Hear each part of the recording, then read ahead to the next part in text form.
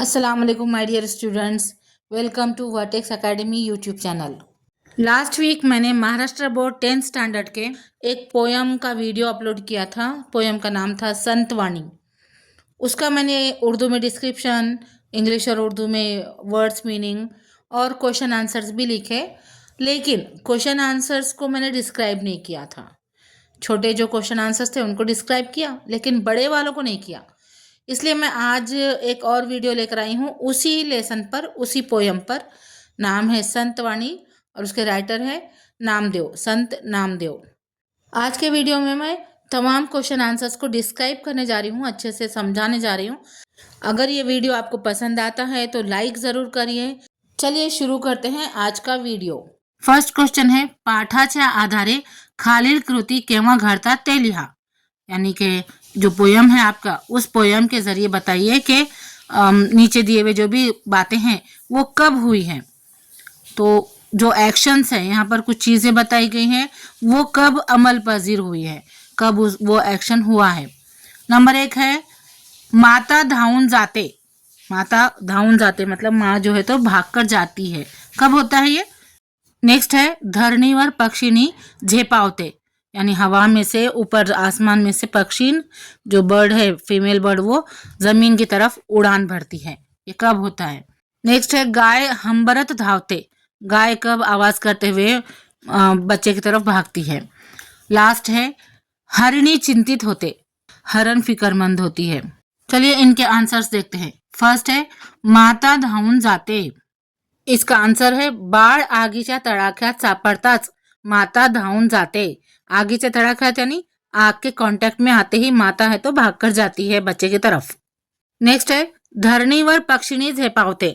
जिसका उत्तर है, आपली पिल्ले धरणीवर कोसळताच पक्षिणी पृथ्वीवर झेपावते। यानी बच्चे जमीन की तरफ गिरते ही फीमेल बर्ड जमीन की तरफ उड़ान भरती है। नेक्स्ट है, गाय हंबरत धावते। जिसका उत्तर है, भुकेल्या वासराच्या आवाजाने गाय हंबरत धावते। माने भूख लगे हुए जो बच्चा है, उसका बछड़ा है, उसकी आवाज से गाय हंबरते हुए, आवाज करते हुए बच्चे की तरफ भागती है। लास्ट है, हरिणी चिंतित होत। इसका उत्तर है, जंगलात वणवा लागताच हरिणी आपल्या पारसा करता चिंतित होते। यानी जंगल में जैसे ही आग लगती है वैसे हरिणी अपने बछड़े के लिए, अपने बच्चे के लिए फिक्रमंद होती है। चिंतित होना, फिक्रमंद होणे। नेक्स्ट है, आकृती पूर्ण करा। कवितेतील माता आणि हरिणीचे वर्णन करणारे शब्द। माता, हरिणी। यानी पोयम में माता और हरिणी को किस तरह डिस्क्राइब किया है वो लिखना है हमें। इसका उत्तर है, माता का आंसर है कनवाड़ू। कनवाड़ू माने रहम दिल। पोयम में माता को रहम दिल कहा गया है। और हरिणी चिंतित है, बच्चे के लिए फिक्रमंद है, इसलिए हरिणी का आएगा उत्तर चिंतित। नेक्स्ट क्वेश्चन है, कौन ते लिहा। कौन है वो लिखो। परमेश्वराचे दास। परमेश्वर का दास कौन है।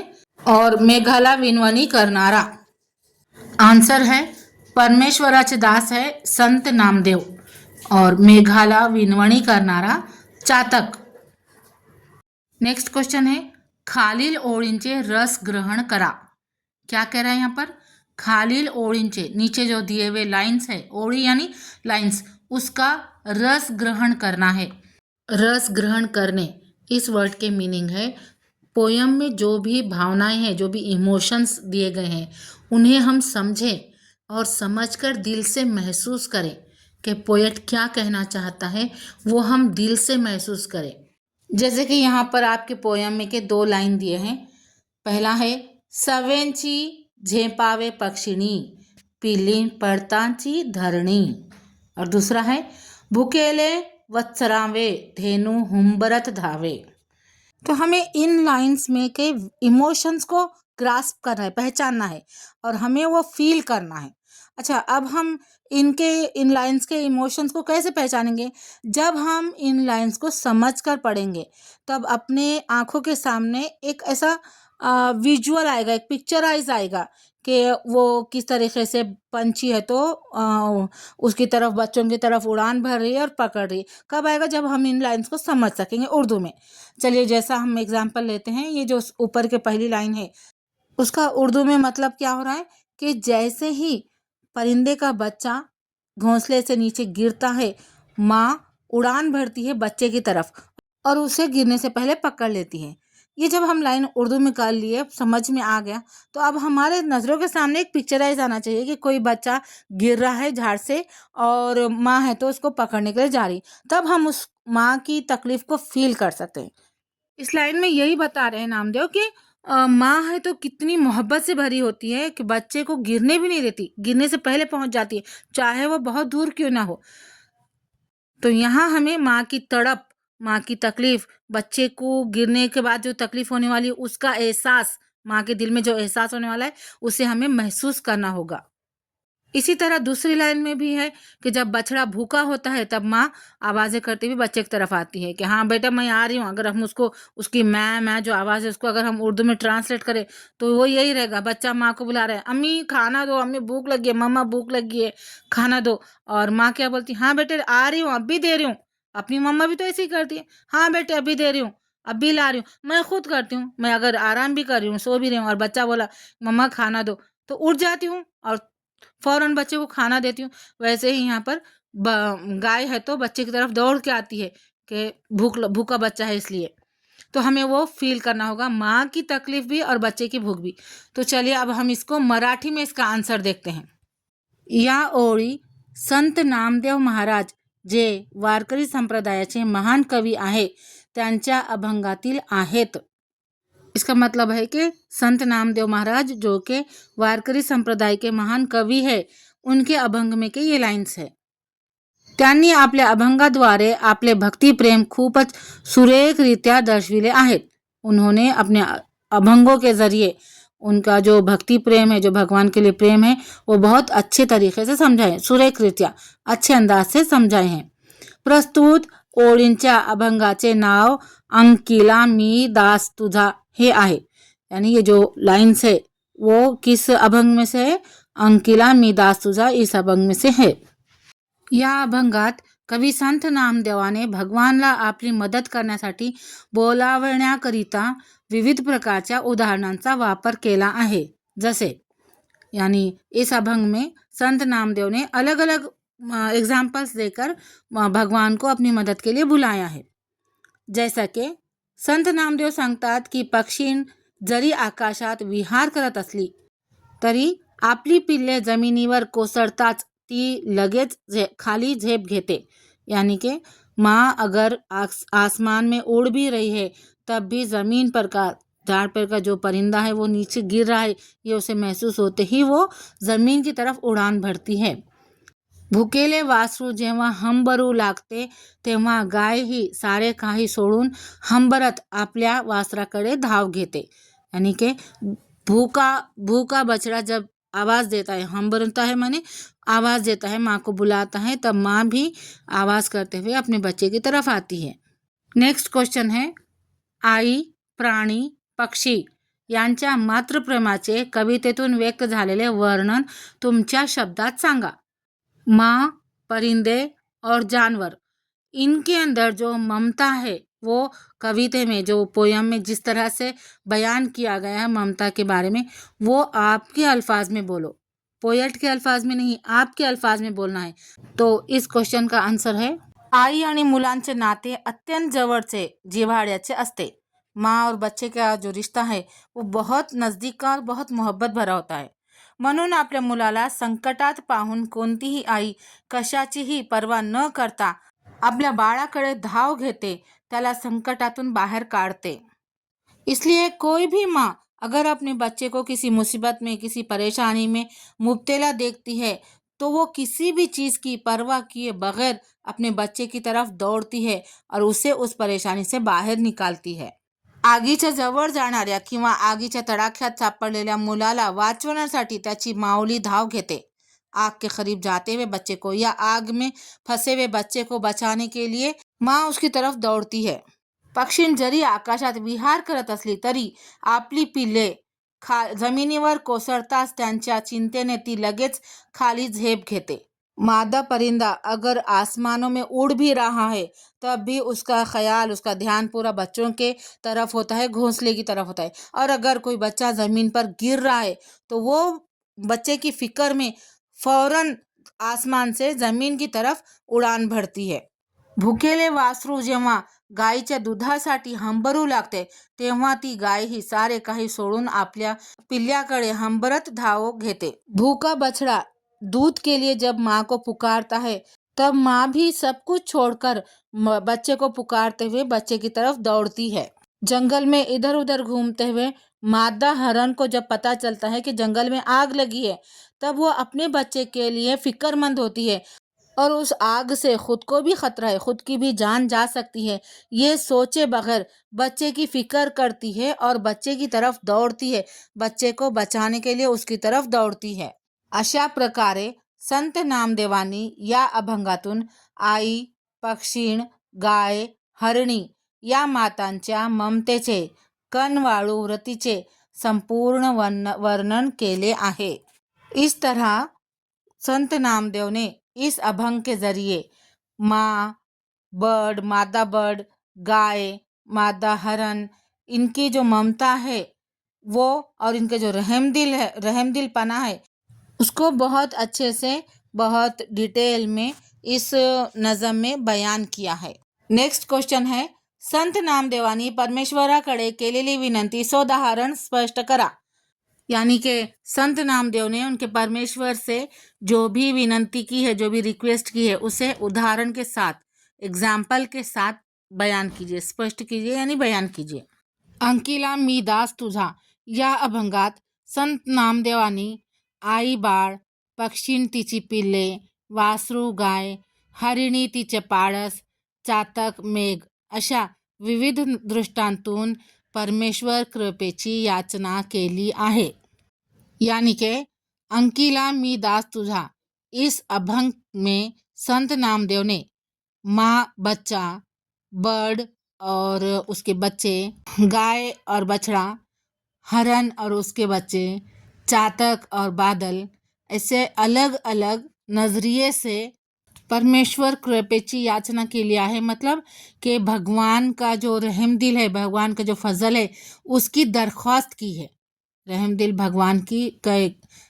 भगवान के फजल की दरख्वास्त की है, मांगा है उससे, भगवान से. संत नामदेवांना विठ्ठल दर्शनाची, त्याच्या प्रेम प्रसादाची ओढ लागली आहे. विठ्ठल भगवान है एक, तो संत नामदेव को वो जो विठ्ठल है उसको देखने की, दर्शन माने दीदार करना, तो उसको देखने की और प्रेम प्रसाद, उससे बात करने की या उससे उसके मोहब्बत की लय लगी है, ओढ़ लगी है. मतलब उसकी तरफ दिल अपना उसका संत नामदेव का दिल उनकी तरफ अट्रैक्ट हुआ है, भगवान की तरफ. परमेश्वराच्या प्राप्तीकरता त्यांचे मन व्याकुळ झाले आहे. भगवान को प्राप्ति करता यानी प्राप्त करना, प्राप्त यानी हासिल करने के लिए उनका, त्यांचे मन व्याकुळ, उनका मन है तो उनका दिल बहुत बेचैन हुआ है. या अभंगातून ते विठ्ठल भेटीची आपली तीव्र इच्छा व्यक्त करताना म्हणतात. इस अभंग में संत नामदेव विठ्ठल से मुलाकात करने के लिए जो उनके दिल से बहुत तेज़ ख्वाहिश हो रही है, जो ख्वाहिश उमड़ रही है, वो बताते हुए ये कहते हैं कि म्हणतात, ज्याप्रमाणे बाळ आगीच्या तावडीत सापडू नये, काही वाईट घडू नये यासाठी बाळाच्या काळजीने आई धावत त्याच्या पाशी जाते, तसा भगवंता तू माझ्यासाठी धावून येतोस. तुझ्या या प्रेमाने तू मला तुझा दास केले आहेस. मी तुला शरण आलो आहे. जिस तरह बच्चा आग में गिरना नहीं या आग के लपेटे में आना नहीं, उसके साथ कुछ खराब, कुछ बुरा होना नहीं, इसलिए माँ बच्चे की फिक्र करते हुए बच्चे की तरफ दौड़ लगाती है, उसी तरह मैं जब भी तकलीफ में होता हूँ, भगवंता तू मेरी तरफ दौड़ लगाता है. तेरे इस मोहब्बत के बर्ताव की वजह से मैं तेरा गुलाम बना हूँ, मैं तेरी पनाह में आ चुका हूँ. पिल्ले जमिनीवर पडताच आकाशात विहार करणारी पक्षीण लगेच त्यांच्या जवळ झेप घेते. भुकेल्या वासराच्या ओळीने गायही दूध पाजण्यासाठी हंबरत त्यांच्याजवळ धाव घेते. परिंदे के बच्चे जमीन पर गिरते ही माँ ज़मीन की तरफ उड़ान भरती है, उसी तरह भूखे बछड़े जब माँ को बुलाते हैं तो माँ पुकारते हुए बच्चों की तरफ दौड़ लगाती है. रानात वणवा लागल्याचे समजताच हरिणी आपल्या पळसाच्या काळजीने व्याकुळ होते. तीही आपल्या पिल्लांच्या संरक्षणासाठी त्यांच्याजवळ धावत जाते. जंगल में आग लगने का इल्म होते ही हरण अपने बच्चों की फिक्र में तड़प उठती है और वो भी बच्चों की हिफाजत के लिए बच्चों की तरफ दौड़ लगाती है. पावसाच्या थेंबांची वाट पाहणारा चातक ज्या आतुरतेने ढगांना पाऊस पाडण्याची विनंती करतो, त्याच आतुरतेने हे परमेश्वरा, मी तुझ्या दर्शनाची वाट पाहत आहे.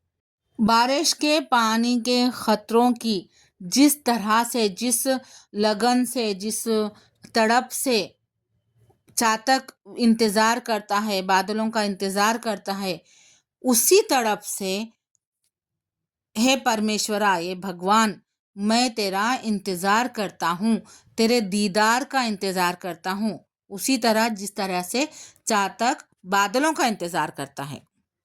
अशा प्रकारे संत नामदेव विविध उदाहरणांद्वारे परमेश्वराजवळ त्याच्या भेटीची, दर्शनांची विनंती करत आहे. इस तरीके से संत नामदेव अलग अलग एग्जाम्पल्स के ज़रिए, अलग अलग मिसालों के ज़रिए भगवान की तरफ, भगवान को उसकी मुलाकात, उसके दीदार के लिए दरख्वास्त करता है. लास्ट सवाल देखिए. पक्ष्यांच्या, प्राण्यांच्या आपल्या पिल्लाशी असलेल्या संबंधाबाबत तुमचा अनुभव सांगा. यानी बर्ड्स के या जानवरों के अपने बच्चों के लिए जो मोहब्बत है माँओं की, कौन से माँओं की? बर्ड्स के माँओं के या जानवरों के माँओं की अपने बच्चों के लिए जो मोहब्बत है, जो उनका कनेक्शन है बच्चों से, जो मोहब्बत है, जो उनका रिश्ता है, उसके बारे में जो भी आपको अनुभव हुआ है, जो भी आपने फील किया है, वो लिखिए.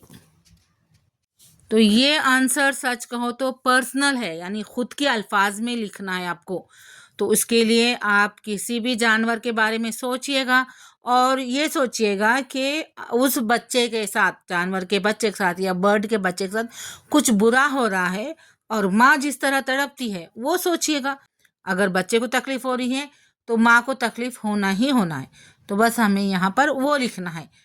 चूंकि यहाँ पर्सनल एक्सपीरियंस लिखना है, इसलिए आप कोई भी जानवर ले सकते हैं, जानवर का नाम रख सकते हैं, कुछ भी अपने तरीके से अपने दिल में जो आता है वो लिख सकते हैं. तो यहाँ देखिए आंसर. आमच्याकडे स्वीटी नावाची पाळीव कुत्री आहे. तिने एका छोट्या गोंडस पिल्लाला जन्म दिला. आम्ही त्याचे नाव टॉमी ठेवले. टॉमी हळूहळू लहानाचा मोठा होत होता. तो आनंदाने इतरांच्या घरात खेळत असे. एकदा शेजारच्या सुधा काकूंच्या मनीचे व त्याचे मोठे भांडण झाले. दोघेही झुंजू लागले. मनीने छोट्या टॉमीला पार हैराण करून सोडले. दुरून येणाऱ्या स्वीटीने ते पाहिले आणि ती मनीवर धावून गेली. तिच्यावर भुंकू लागली. जणू काही ती मनीला धावून विचारत असावी, माझ्या मुलाला का बरे मारतोस? बराच वेळ मनीवर राग व्यक्त करत आपल्या पिल्ल्याविषयीची माया दाखवत तिने मनीला चांगलेच झाडले. मनी निघून गेल्यावर तिने टॉमीला हलकेच चावले आणि ती त्याला मार लागलेल्या ठिकाणी चाटू लागली. टॉमीही आपल्या आईच्या कुशीत शांतपणे निजला. हा प्रसंग अनुभवताना, प्रत्यक्ष पाहताना मला प्राण्यांतील आई मुलांच्या प्रेमाचे, ममतेचे दर्शन घडले. हमारे पास स्वीटी नाम का एक मादा कुत्ता था, यानी फीमेल डॉग, जिसे हम कुत्ती कहते हैं. यहाँ भी देखिए कुतरी लिखा है. तो डॉग था, फीमेल डॉग था. तिने एका छोट्या गोंडस पिल्लाला जन्म दिला. उसने एक छोटे प्यारे से बच्चे को जन्म दिया. आम्ही त्याचे नाव टॉमी ठेवले. हमने उस छोटे से बच्चे का नाम टॉमी रखा. टॉमी हळूहळू लहानाचा मोठा होत होता. टॉमी धीरे धीरे बडा हो रहा था. तो आनंदाने इतरांच्याही घरात खेळत असे. वो दूसरों के घर में भी खेलता था. हमारे पड़ोसियों के घरों में भी खेला करता था. एकदा शेजारच्या सुधा काकूंच्या मनीचे व त्याचे मोठे भांडण झाले. एक बार हमारे पड़ोसी सुधा काकू उनके पास एक कुत्ता था जिसका नाम मनी था. उस कुत्ते का यानी मनी का और हमारे टॉमी का बहुत बड़ा झगड़ा हुआ. दोघेही झुंजू लागले. वो दोनों एक दूसरे से बहुत ज़्यादा लड़ाई करने लगे. मनी ने छोट्या टॉमीला पार हैरान करून सोडले. मनी बड़ा था इसलिए उसने छोटे टॉमी को बहुत हैरान कर दिया था. मार रहा था, काट रहा था, हैरान कर दिया. दुरून येणाऱ्या स्वीटीने ते पाहिले आणि ती मनीवर धावून गेली. दूर से आती हुई स्वीटी ने ये देखा. स्वीटी कौन है? टॉमी की माँ. तो स्वीटी ने देखा और वो मनी के ऊपर भागकर दौड़कर आई. तिच्यावर भुंकू लागली. उस मनी के लिए वो भोंकने लगी. मनी को डांटने लगी भोंककर. जणू काही ती मनीला धावून विचारत असावी, माझ्या मुलाला का बरे मारतोस?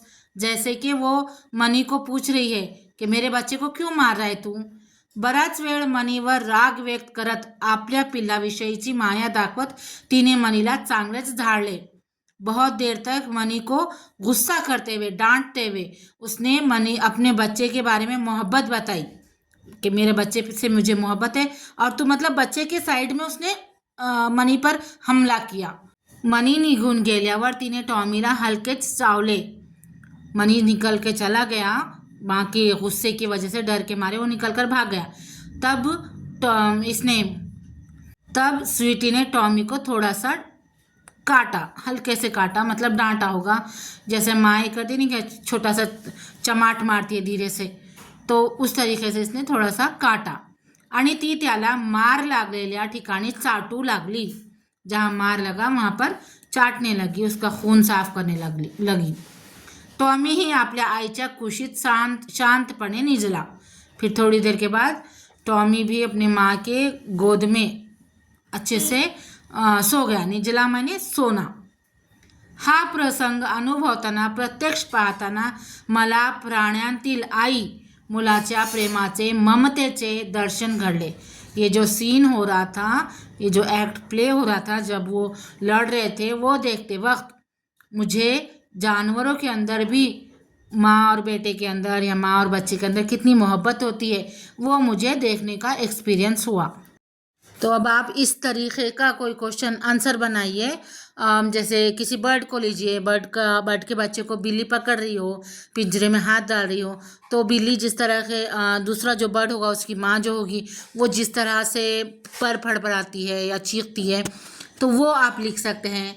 या मुर्गी के बच्चे के बारे में लिख सकते हैं कि कोई बिल्ली मुर्गी के बच्चे को तकलीफ़ दे रही हो या उसको पकड़ने के वास्ते नज़दीक जा रही हो, तो मुर्गी किस तरह से अपने बच्चे को बचाती है वो आप लिख सकते हैं.